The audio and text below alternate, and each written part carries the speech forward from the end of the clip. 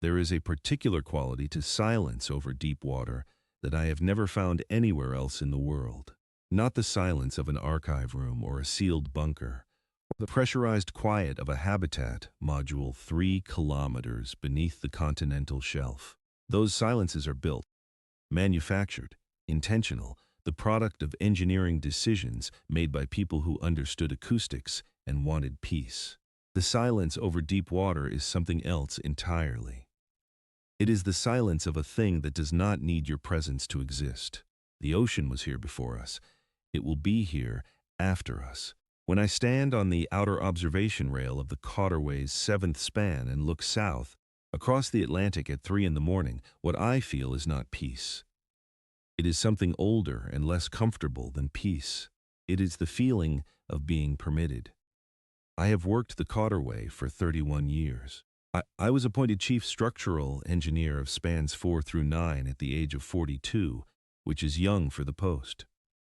The youngest in the Cauterway Authority's 400-year history, a fact my predecessor took some care to mention when he signed the transfer documents. I was not young in the ways that mattered. I had spent 19 years in the deep maintenance tunnels of the southern anchor pylons, in the bilge corridors of the wave energy conversion chambers, in the machinery spaces of the tidal turbine arrays, where the noise is so total and so constant that after a shift you carry it home inside your skull for hours. The Cauterway does not give up its confidences quickly. You have to earn them in sweat and compressed air smell and the low vibration that lives in every joint of every bolt of every span, a vibration so consistent. You stop feeling it after the first year and only notice it again when the structure speaks differently. When something changes, when the loads shift, when the sea decides to push back in a way the original architects did not predict. The Cauterway is not a single thing. This is the most common misunderstanding among people who have never been here. On maps, it appears as a line, a thin, pale mark drawn across the image of the Atlantic, connecting what was once the western coast of mainland Europe to what was once the eastern shelf of the North American continent. On maps, it looks simple. In the engineer's own language, the Cauterway is 11 spans, 6,000 primary support pylons, 22 deep anchor clusters reaching to the ocean floor at depths between 2 and 4 kilometers, 467 wave energy conversion bays, 12 habitation and operations towers, each rising 400 meters above the waterline, and a combined superstructure mass that exceeds, by a comfortable margin, the total mass of every building ever constructed by human hands before the 3rd century of the recovery. It took 240 years to build. The people who laid the first anchor cluster for Span 1 are not the grandparents of the people who sealed Span 11. They are not the great-grandparents. The lineage is longer than that. The Cauterway spans generations the way it spans ocean, without apology, without sentiment, on the assumption that the work matters more than any single pair of hands that touches it. People who visit the Cauterway for the first time, who cross one of the public transit decks on span 3 or 4, looking out at the water on both sides and up, at the towers and at the cable arrays and at the structure extending in both directions until it vanishes beyond the limit of clear sight, almost always have the same reaction. They stop moving, they stand and they look, and after a while they say something inadequate, beautiful, or enormous, or I didn't realize. And then they stand a little longer. I have watched this happen more times than I can count, from the windows of the operations offices above the transit decks. I have never felt contempt for it. The inadequacy is honest. The Cauterway defeats the words you come with, and it takes time to find the ones that fit, and most visitors do not stay long enough to find them. The engineers do. The engineers come and they stay, and they find, eventually, the particular language the structure speaks, which is the language of loads and tolerances and materials behavior and maintenance cycles. It is not a romantic language. It is more reliable than a romantic language. I think about those early engineers sometimes when I walk the outer rail at night. I think about what they knew and what they chose to build anyway. Because they knew. The Covenant archive had been unsealed by then. The full record of what happened in the years before the dimming, the years of the war that was not called a war because humanity did not yet have a word for what it was to fight something from so far away. The engineers who broke the first seafloor for Span 1's anchor cluster knew that somewhere out in the dark between stars, the fleet that had burned the old cities and poisoned the old skies had retreated. Not been defeated. Retreated. There is a difference, and the early engineers understood it perfectly. They retreated because they chose to. Because the killing had been enough for their purposes, because they left believing they had finished what they came to do. They did not finish. I was 17 when I first read the Covenant archive. My mother was a maintenance diver on Span 3, and we lived in the Span 3 habitation tower in a 2-room apartment on the 48th floor that smelled of recycled air and machine oil, and, in the evenings when the kitchens below us operated, something warm and complicated that I could never exactly name. My mother was a serious woman. She did not explain the world to me so much as allow me to encounter it, stepping back a little to give me room, watching to see what I would do. She gave me the archive access codes for my birthday, no ceremony. She passed me a small physical card with the codes printed on it and said, "Read what you can stand to read, and when you're done reading, come find me." I did not find her for 3 days. When I did, I was not the same person who had opened the first file. The archive is not easy reading. I do not mean that it is poorly written or that the accounts are unclear. I mean that it is clear in a way that costs something. The accounts of the cities are clinical in the way that only very controlled grief can be clinical. The accounts of the atmospheric events, the dimming, the years when the particulate load in the upper atmosphere was sufficient to reduce ground level solar radiation by 62% across the northern hemisphere, are written in the precise, effectless language of scientific measurement, which makes them worse, not better. The accounts of what humanity did in the decades immediately after the Auroch fleet withdrew are the hardest to read of all, not because they describe suffering. They do not. They describe decision. They describe the people who were left, who looked at what had been done to their world, and who chose, in the specific, deliberate, unhurried way of people who understand that the work will outlast them, what to do next. They chose to remember, and they chose to build. The Auroch. I should explain what I understood about them, because what I understood was, for most of my life, almost nothing. The archive describes them in the terms available to the people who survived their visit. Large, bipedal but wrong in the proportions, the shoulder joint structure suggesting a skeletal architecture that had evolved under different gravitational conditions, the skin a pale and slightly luminescent gray-green that appeared, in the surviving footage, to pulse faintly in patterns that later xenobiologists theorized were a secondary communication system. They wore armor that was not merely armor. The archive's analysts had concluded, 60,000 years of engineering progress later, that the suits served simultaneously as environment management, neural interface, and weapons platform. The Auroch did not carry weapons. The Auroch wore them. The distinction matters. A soldier who carries a weapon has chosen to arm themselves.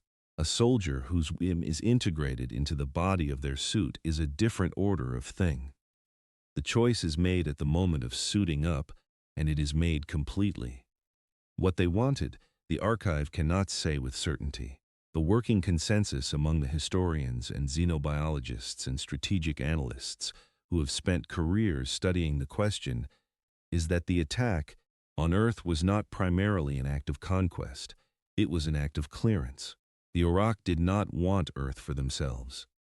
Nothing in their behavior during the attack suggested territorial interest, resource extraction, or colonization. What they wanted was the space, the coordinates, the slot in the local stellar neighborhood that a populated, active, developing civilization occupies when it begins to develop. The communications volume, the transit lanes, the increasingly loud presence in the local electromagnetic spectrum that a young technological species broadcasts simply by being alive and curious. Humanity had been getting loud. The Auroch, it appears, preferred quiet. So they came and they made it quiet. And then they left satisfied and did not look back for 60,000 years. I was thinking about none of this on the morning the Auroch fleet returned. I was thinking about Pylon 6 Gamma. Pylon 6 Gamma is one of 44 primary support pylons for Span 6, positioned in approximately 2,000 meters of water, roughly 900 kilometers west of what was once the Iberian coast.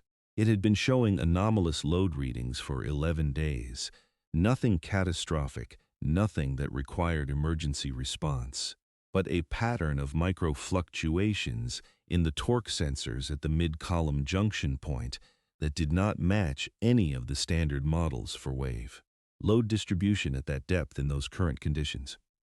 My senior structural analyst, a deliberate and precise man named Olav Brent, who had been on Span 6 longer than I had been on the Cauterway, believed the anomaly was instrument drift. I was not certain. An uncertain chief structural engineer is a busy one.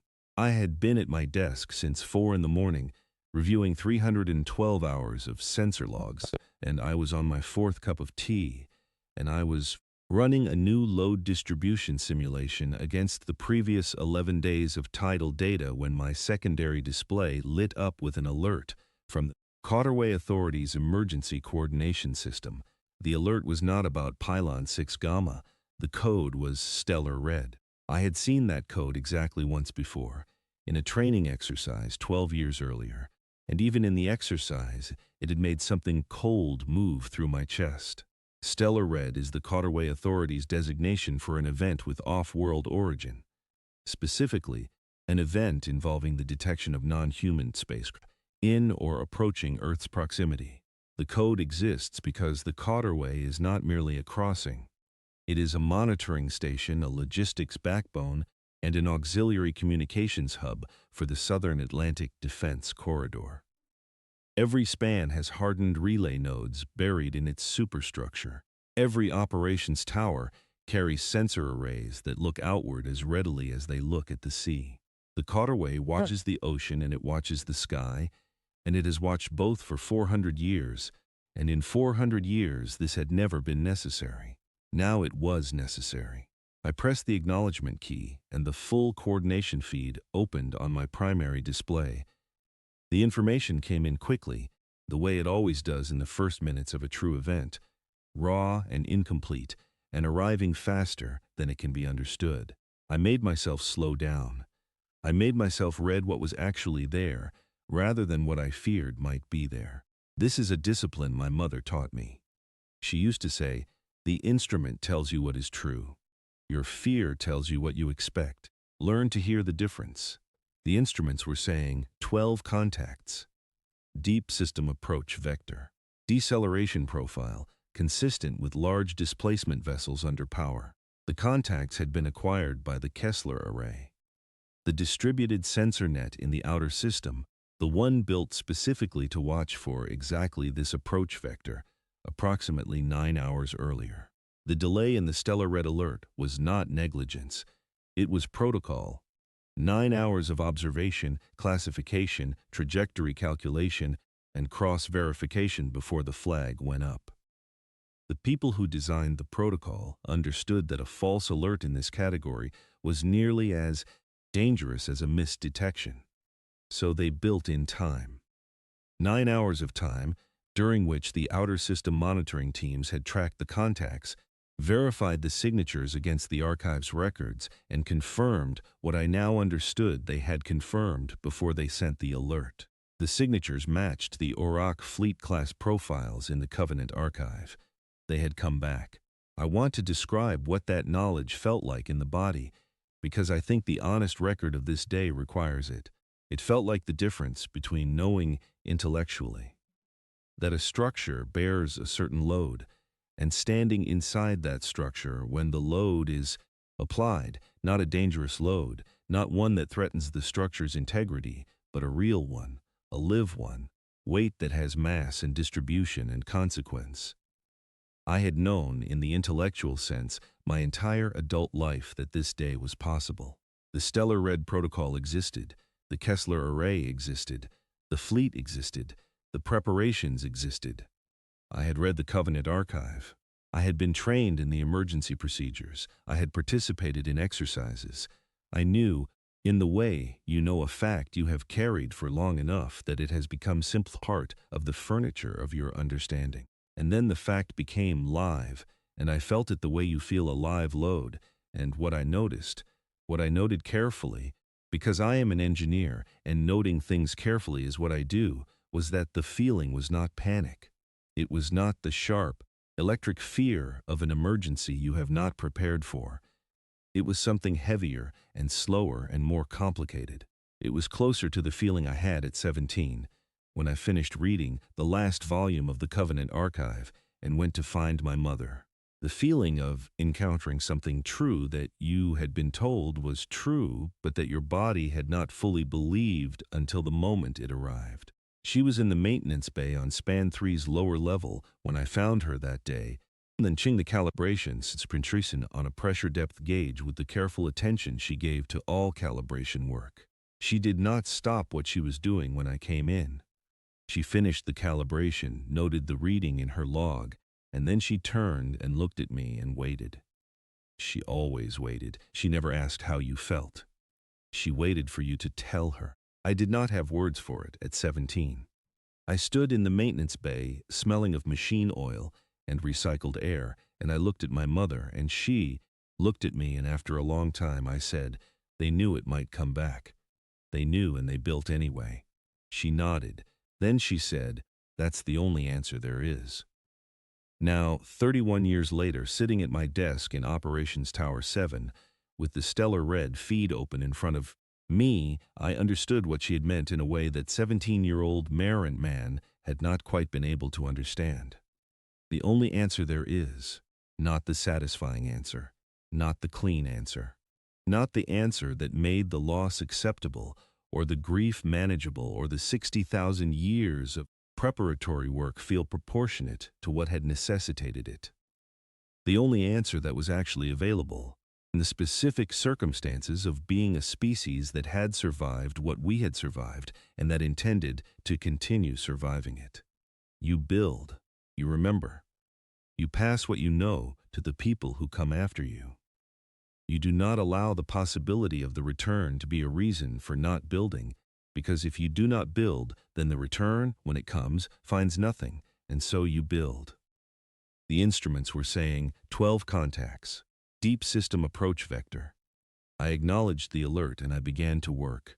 I sat at my desk for approximately 30 seconds, which is a long time when you know what you know and are trying to decide what to do first. Then I straightened in my chair and I began to work, not because I did not feel what I felt. I felt it completely. I am not going to pretend that 60,000 years of preparation and 4 centuries of structural engineering had made me something other than human in that moment.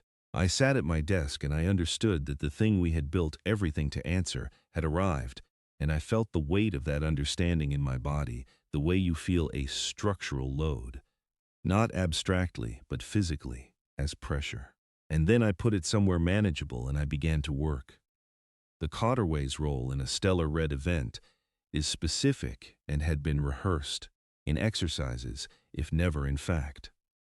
I was not the command authority for the event that rested with the Southern Atlantic Defense Corridor Command, based in what had been reconstructed and rebuilt again on the site of what was once called Lisbon.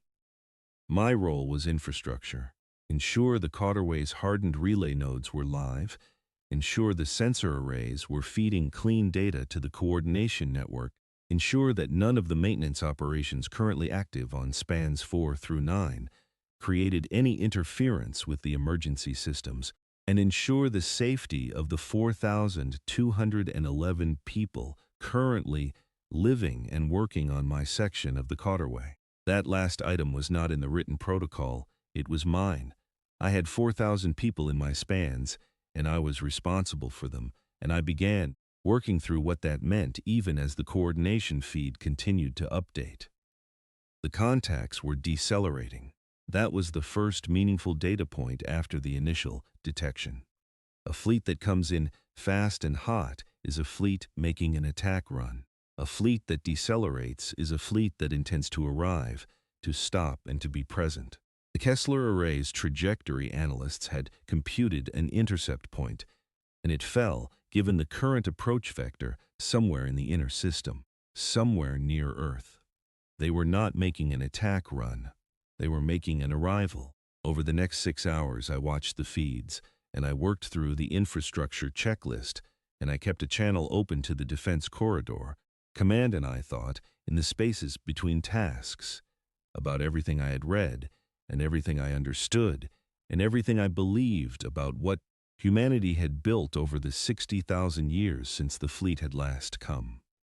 We had not been idle. That is the simplest way to say it, and the most inadequate.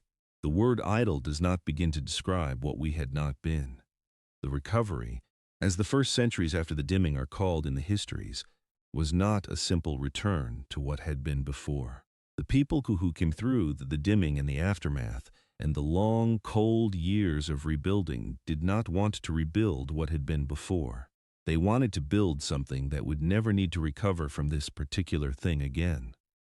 That single intention, held by enough people over enough generations, is the skeleton beneath everything that followed. The cauterway is part of that skeleton.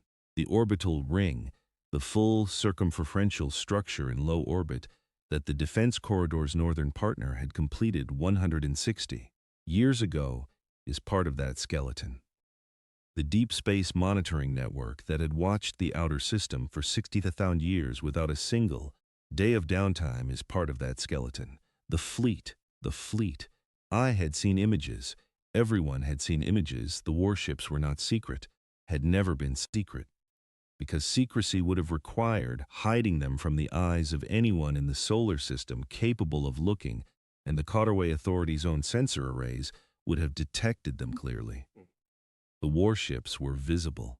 They moved in their patrol patterns through cislunar space and through the outer system transit lanes, and everyone who wanted to know about them could know about them. Their existence was not hidden. It was simply true in the way that the Cauterway's existence was true, a fact of the world, so present and so constant that it had long since stopped feeling extraordinary to the people who lived inside it. I had seen images, but I had never seen a warship of the Terran Defense Fleet with the knowledge that it would shortly be doing the thing it was built to do. That changes an image. I looked at the fleet composition data coming through the coordination feed. 9 of the Deep Patrol class vessels moving to intercept positions, 3 of the larger long-range vessels repositioning from outer system patrol to inner system presence, and I thought about the people who had designed those ships, not the people who had designed the current generation. The first people, the engineers and architects and materials scientists who had sat with the Covenant archive open in front of them and had looked at what the Auroch vessels could do and had asked, what would we need to be able to do more? Because that was where it had started, not with weapons, not with strategy, with the Auroch's own dead. There were 6 Auroch vessels still in the outer system when the fleet withdrew. Casualties of the attack, presumably ships that had been damaged and abandoned, or that had suffered failures during the withdrawal and been left behind.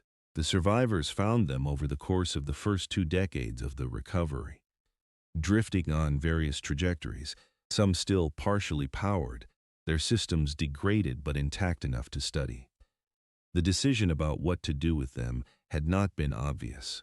There were people who wanted to destroy them, who felt that the presence of anything Auroch in the solar system was a contamination that should be excised. There were people who wanted to preserve them as monuments.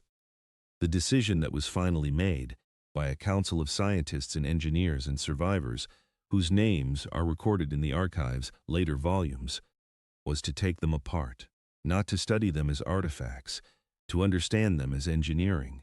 They took 60 years. The propulsion systems alone took 60 years to reverse engineer to the point of comprehension, and another 40 years beyond that to comprehend fully enough to improve. The weapons architecture was different, faster to understand in its broad principles, slower to improve beyond, because the Auroch weapons were sophisticated in ways that were not immediately apparent, that revealed their depth only gradually under sustained investigation. The materials science took the longest of all. The Auroch hull composites were built to absorb and distribute impact loads in ways that human materials science at the time could not replicate. It took 200 years to replicate them. It took another 100 to surpass them. I am describing centuries of work in sentences. I am aware of the inadequacy of that. Each of those sentences represents the life's work of thousands of people, most of whom never saw the outcome of what they were building toward, who passed their understanding to students and colleagues who passed it further, who worked in specialized isolation on specific problems that would not be integrated into a coherent whole until long after they were gone. This is the thing about the work humanity did in those 16 years that is most difficult to convey to someone who encounters it as a completed fact. It was not done by heroes. It was not done by genius. It was done by people who showed up and worked carefully and passed what they knew to the people who came after them, over and over for 60,000 years, held together by the single shared understanding that the fleet would come back, and that when it did, the answer needed to be ready. The contacts crossed the orbit of Mars at roughly the time I finished my infrastructure checklist and began my third round of communications with the maintenance team leads on spans 4 through 9. Making sure everyone understood the situation and understood what we were doing about it. The hardest part of those conversations was the ones where I could hear, under the professional composure that everyone maintained, the same pressure I had felt when I first read the Stellar Red Alert. These were my people. They had built their careers on this structure, in this place. Some of them had children in the habitation towers. All of them had the archive in their memory the same way I did, not necessarily read in detail, but present, inherited, understood the way you understand a family story that is also a wound. I told them what I knew. I told them what we were doing. I told them that the Defense Corridor Command had the situation and that our job was the Cotter way. I believed what I said. That belief was not simple. It was not the belief of someone who had no fear. It was the belief of someone who understood what had been built and what that building had required, and who was not willing to insult 60,000 years of careful work by pretending it might not be enough. The contacts crossed the lunar orbit during the early afternoon. By then, the coordination feed was extraordinarily detailed, and I had stopped reading it comprehensively and started reading it selectively, pulling the data points that were relevant to my role and my people, and letting the rest flow past. The warships of the Terran Defense Fleet had achieved their intercept positions. The orbital ring's active defense systems had been brought to readiness, a process I knew had been tested thousands of times in exercises and had never been required, in fact, and which I understood in that moment the engineers who designed it had hoped would never be required, in fact, not just here. They had built it anyway. They had built it with the same care they would have brought to building something they expected to use every day, because they understood that the difference between a weapon that works when you need it and a weapon that merely looks impressive is exactly the kind of care you are tempted to skip when you hope the weapon will never be used. The Auroch fleet dropped below the lunar orbital plane at approximately 1600 hours local Cotterway time. By then, the communications channels between the Defense Corridor Command and whatever passed for leadership on the incoming fleet had been open for 6 hours. I did not have access to those communications. They were above my clearance and my need, and this was correct. What I knew, from the summaries that came through the coordination feed, was that communication was possible. The Covenant Archive had preserved, over 60,000 years, the xenolinguistic work of the first generation of survivors. The people who had analyzed the few transmissions the Auroch had made before and during the attack, and who had built, from those fragments, the beginning of something that could be called a shared language framework. That work had been refined over 60 millennia, updated as more data became available, tested in the slow simulation exercises that the Corridor Command ran every decade. It was not perfect. Communication across the gap between two species is never perfect. But it was sufficient for the purpose at hand, which was not negotiation and was not diplomacy in any conventional sense. The purpose was something simpler and much harder. The purpose was to make a thing understood. The Auroch fleet stopped. This is not a military term, and I know it, but that is what they did. Approximately 200,000 kilometers above the equatorial plane, the 12 contacts decelerated to relative stasis and held position. I saw the notation on the coordination feed, and I stopped what I was doing, and I sat with that information for a moment. They had stopped. They had come 60,000 years worth of light and time, and they had stopped 200,000 kilometers from Earth, and they were holding position. The feed updated. The Auroch fleet was transmitting. What they transmitted in the xenolinguistic framework the DeForest communications team was using amounted to this: we are the inheritors of the Auroch Compact. We are here to complete what was begun. We require your submission, or we will administer what our ancestors administered. I read that summary 3 times, not because I did not understand it, because I was making sure I had read it exactly and not approximately. I wanted to know precisely what they had said, because what they had said told me something important about what they believed. They believed they were returning to a world that had survived. Their approach had been careful enough to confirm that Earth was inhabited and active, but they believed they were returning to a world that had survived in the way that something survives a burning, diminished, scarred, still alive, but fundamentally changed by what had happened to it. They had come expecting to find something weak enough to submit to a threat. They had come expecting to administer. The Defense Corridor Command's response, transmitted in the same framework, was also recorded in the summary feed. It was 3 sentences, because those 3 sentences have been discussed at considerable length in the years since, and some of the discussion has been imprecise. The first sentence said, "We have read your transmission and understood it." The second sentence said, "We invite you to observe what you have returned to before you complete your statement of intention." The third sentence said, "We will transmit the observation coordinates now." And then the Defense Corridor Command opened a data channel to the Auroch fleet and transmitted a series of coordinates. The coordinates were the positions of the 9 deep patrol warships that had moved to intercept positions over the previous 14 hours. The coordinates of the orbital ring's active defense arrays. The coordinates of the outer system monitoring network, all of it, every node, laid out in a complete and accurate picture of where everything was and what it could do. They did not transmit capabilities or specifications. They transmitted positions. The difference is significant. Capabilities and specifications can be doubted, can be propaganda, can be exaggerated. Positions can be verified. The Auroch fleet had their own sensors.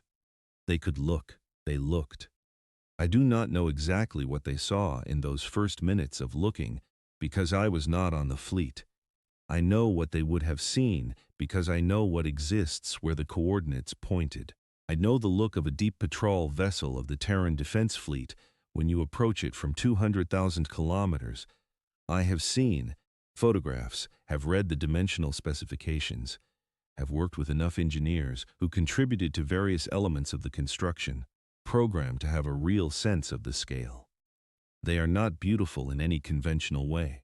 They are large in the way that a geological feature is large, not impressively, but simply as a fact. The dimensions are not arranged for visual effect. They are arranged for function, which means they are honest, which means they are, in their way, more impressive than if they had been designed to impress. I have read the accounts of the people who designed the first generation of deep patrol vessels. Not engineers I worked with personally. Those ships predate me by 8 centuries. But engineers whose collected papers are in the Defense Corridor's technical archive, accessible to anyone with the relevant clearance and the patience to read the primary sources. What strikes me most about those papers, reading them now, knowing what came after, is the deliberateness of the scale decisions. The people who specified the dimensional envelope of the first deep patrol vessel did not arrive at those dimensions by accident or by pure structural necessity. They arrived at them by asking a question that has a precise engineering answer and a less precise but equally important psychological one.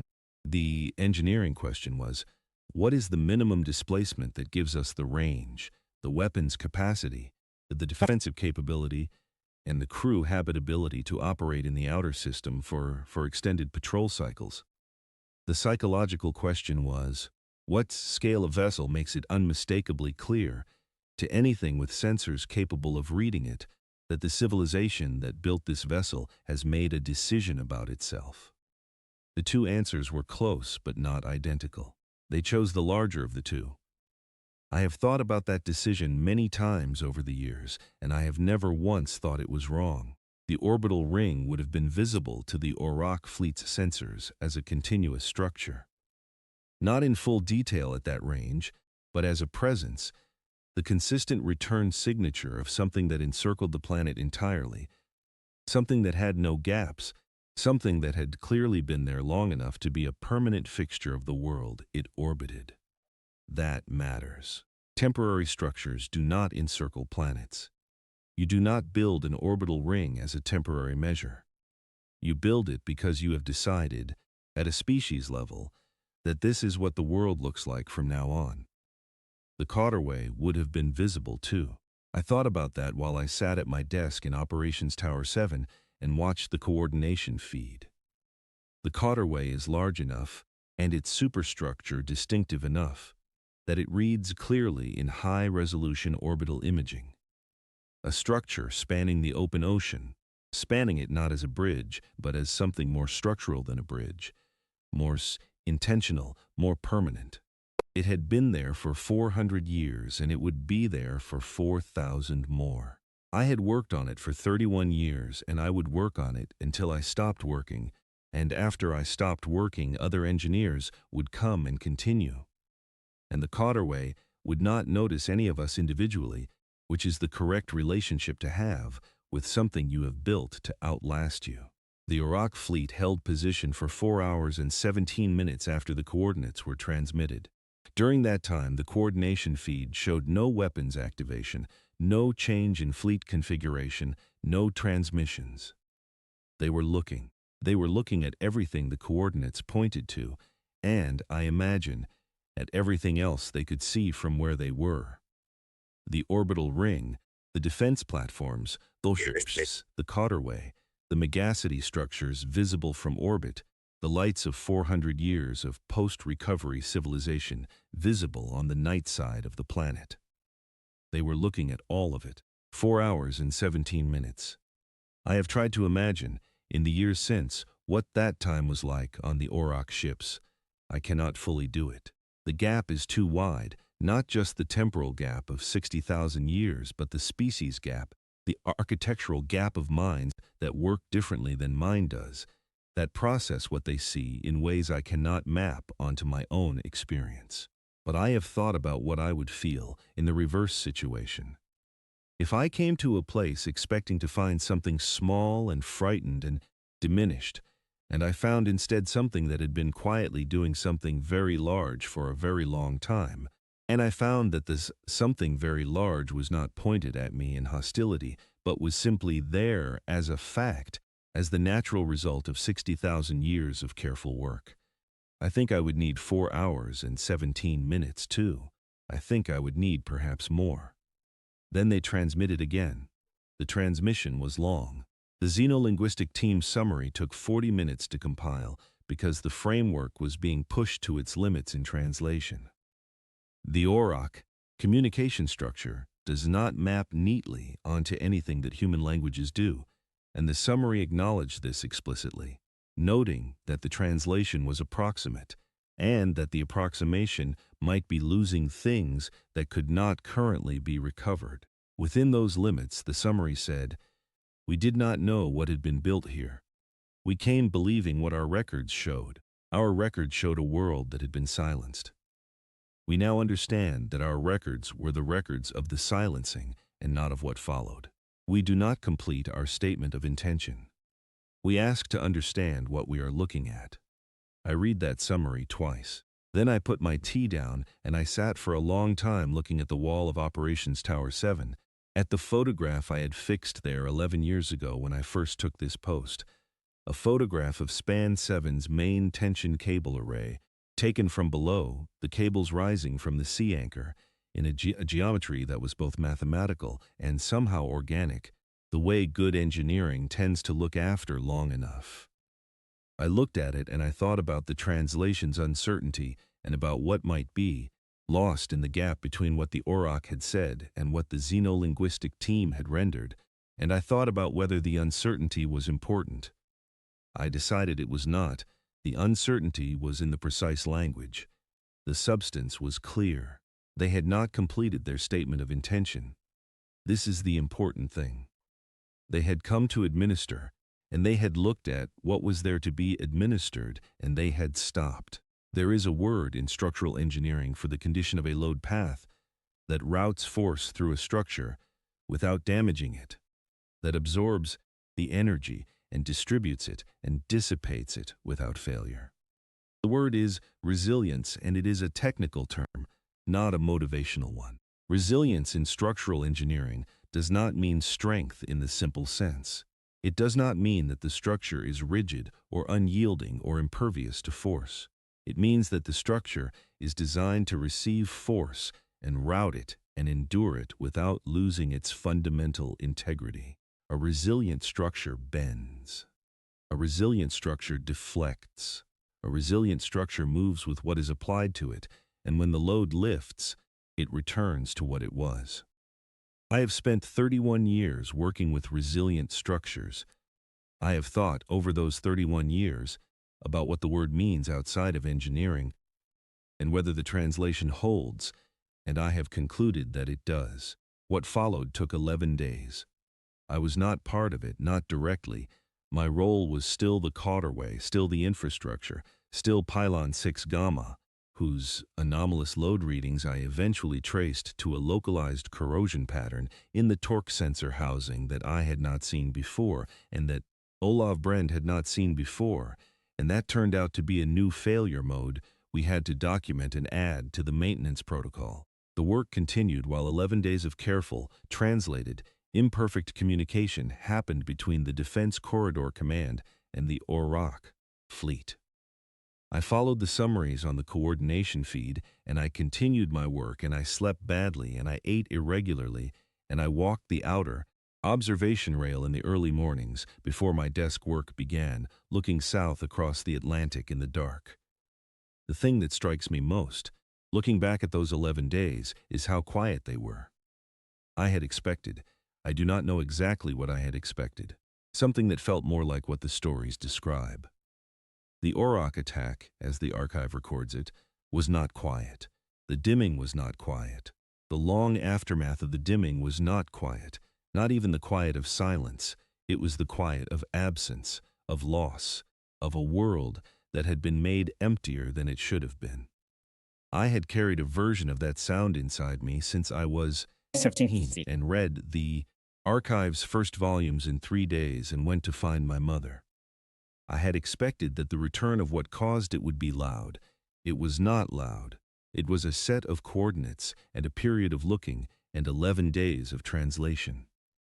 On the third day of the 11, the Auroch fleet was permitted to move to a closer observation position, 60,000 kilometers, above the orbital ring, where the Defense Corridor's warships flanked them at a respectful distance. Not escort in a military sense. Presence. The fleet moved to its new position under its own power, on the trajectory the Corridor Command specified, and the warships moved with it and nothing was fired. And nothing was threatened, and the Cauterway's sensor arrays tracked all of it from the ocean surface with the same steady attention they gave to weather systems and shipping traffic and tidal anomalies. On the sixth day, something happened that I did not expect.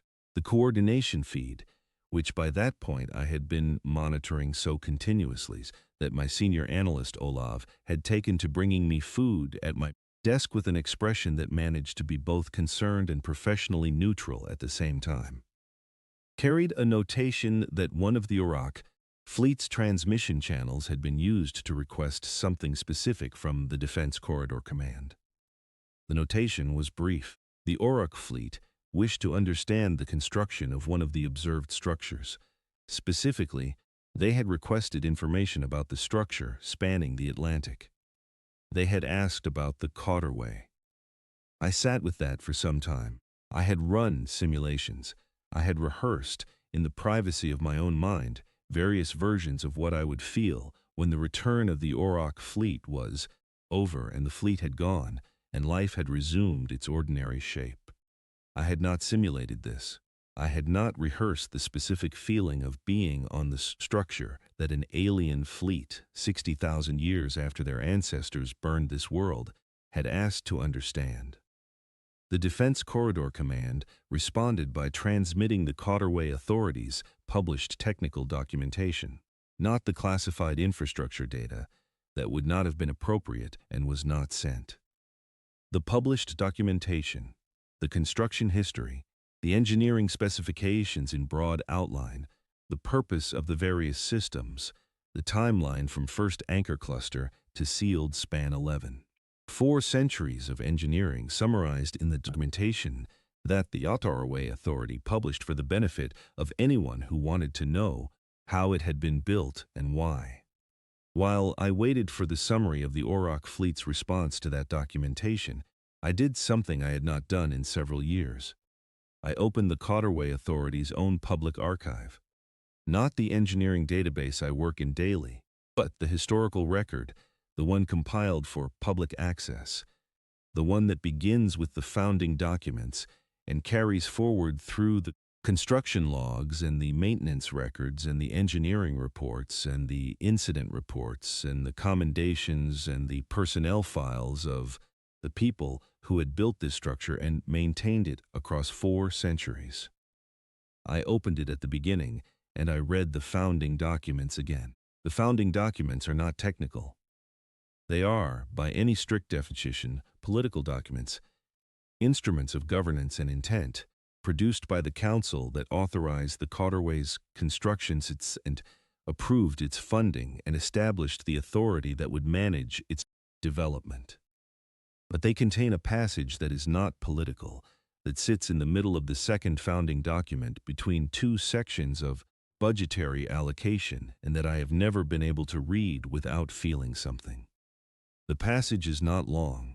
It says, in the formal and slightly archaic language of the recovery's 3rd century, this structure is built in the understanding that the world requires things that outlast the people who build them, and that the building of such things is not an act of hope, but an act of discipline.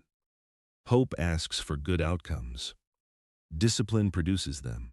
We build in discipline for the people who come after us, in the knowledge that they will need what we leave them. I read that passage on the 6th day of the 11, and I sat with it in the way I used to sit with things when I was 17, and the archive was new and every sentence seemed to cost something. The Orok fleet, 60,000 kilometers above the orbital ring, was at that moment reading the documentation we had sent them.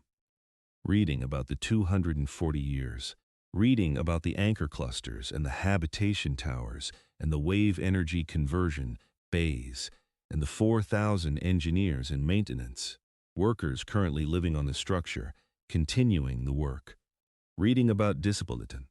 I found out later, from a contact in the Corridor Command's communications team, that the Orok fleet had spent 9 hours reviewing that documentation.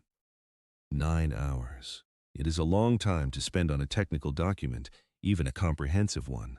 My contact, who had been monitoring the fleet's data usage, during those 9 hours and told me that they appeared to have focused particularly on the timeline, the 400-year construction period, the 22 deep anchor clusters, the 240 years from first anchor to sealed superstructure.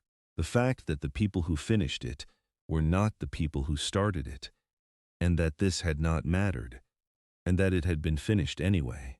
On the 11th day, the Auroch fleet transmitted what the xenolinguistic team summarized as a formal statement of withdrawal. The translation was careful and acknowledged its own limits. Within those limits, the statement said, "We have come to understand that the world we attempted to silence did not remain silent. We have come to understand that the work done here was done in knowledge of our return and in preparation for it. We acknowledge that this preparation represents a category of patience and memory that we did not account for. We withdraw our statement of intention. We request that our withdrawal be accepted." The Defense Corridor Command's response was 2 sentences. The first, "Your withdrawal is accepted." The second, "When you return to your home, tell those who sent you what you have seen." The fleet moved away from Earth on the trajectory the Corridor Command specified, the warships flanking them all the way to the edge of the monitoring network's inner zone, and then the Auroch fleet continued on their own, out past the orbit of Mars, and through the outer system and into the deep transit lanes, and the Kessler array tracked them until they were beyond tracking range, and then they were gone. I have thought about those last hours of tracking more than I expected to. The Kessler array is not a dramatic instrument. It does not announce. It does not editorialize. It returns data precise and continuous, and the data it returned in those final hours was the same data it had returned for 60,000 years of empty sky, positions, velocities, deceleration profiles, thermal signatures, the quiet mathematics of things moving through space. The contacts diminished in signal strength as they moved further out, degraded gracefully and in the expected fashion as distance increased, and eventually fell below the reliable threshold, and were logged as having departed the monitoring volume, and the array continued watching the same volume it had always watched, because what you build to watch for something does not stop watching when the something is gone. It watches because the something might come back, or something else might come, and the watching was never contingent on the event. The watching was the point. I was on the outer observation rail of Span 7 when I heard the coordination feed's notation that the Auroch fleet had passed beyond the Kessler array's reliable tracking range. It was early morning, perhaps 4 o'clock, the sky not yet gray, the Atlantic below me making the sound it always makes, which is the sound of something that does not need your presence to exist. The stars were clear. I could find the patch of sky toward which the fleet had departed. I did not know exactly which point among the stars was the right one. It didn't matter. I looked in the right general direction. I thought about the engineers who broke the first seafloor for Span 1. I thought about the people who took the Auroch's dead ships apart over 60 years and began to understand what had killed them. I thought about the xenolinguistic teams who had worked, generation after generation, on a translation framework for a communication they believed would eventually be needed. I thought about the sensor technicians who had tended the Kessler array's nodes through 6 decades of millennia without the event that would justify them, doing the maintenance and running the calibrations and going home to their families and coming back the next day.